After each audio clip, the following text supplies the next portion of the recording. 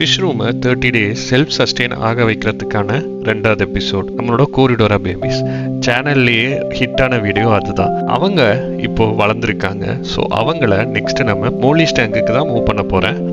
Mollies டேங்க்ல நிறைய hiding spots இருக்குது, நிறைய ப்ரோக்கன் கோரல்ஸ் வச்சுருந்தேன். ஜாவா மாஸ் அவ்வளோ அடர்த்தியாக வளர்ந்துருக்கு, நிறைய ஸ்டோன்ஸ் வச்சுருக்கேன். ப்ளஸ் நம்ம மோலிஸ் அவங்களோட குட்டியை அவ்வளோத்துக்கு அட்டாக் பண்ண மாட்டாங்க. கோரிடோராஸும் மோலிஸோட வாயை விட பெருசாகவே வளர்ந்துருச்சு. ஸோ அவங்கள அட்டாக் பண்ணி சாப்பிட மாட்டாங்கன்ற ஒரு நம்பிக்கையில் நம்ம எல்லா கோரிடோராஸையும் எடுத்து மோலிஸ் டேங்க்ல விட்டாச்சு. கோரிடோராஸுக்கு தேவைப்படுற நிறைய ஆல்கே நம்ம இந்த டேங்க்ல வளர்ந்துருக்குது. ஸோ அதை க்ளீன் அவுட் பண்ணுறதுக்கும் கோரிடோராஸுக்கு பர்ஃபெக்டாக இருக்கும்.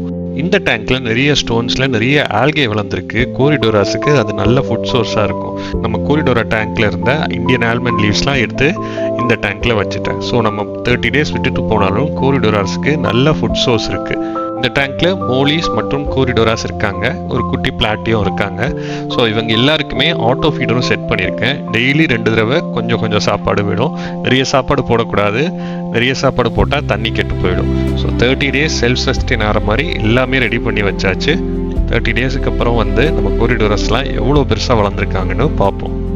இந்த சீரீஸோட அடுத்த வீடியோ நாளைக்கு வரும். மறக்காமல் சேனலை ஃபாலோ பண்ணிக்கோங்க. இந்த வீடியோக்கு ஒரு லைக் போடுங்க. தேங்க்ஸ் ஃபார் வாட்சிங்.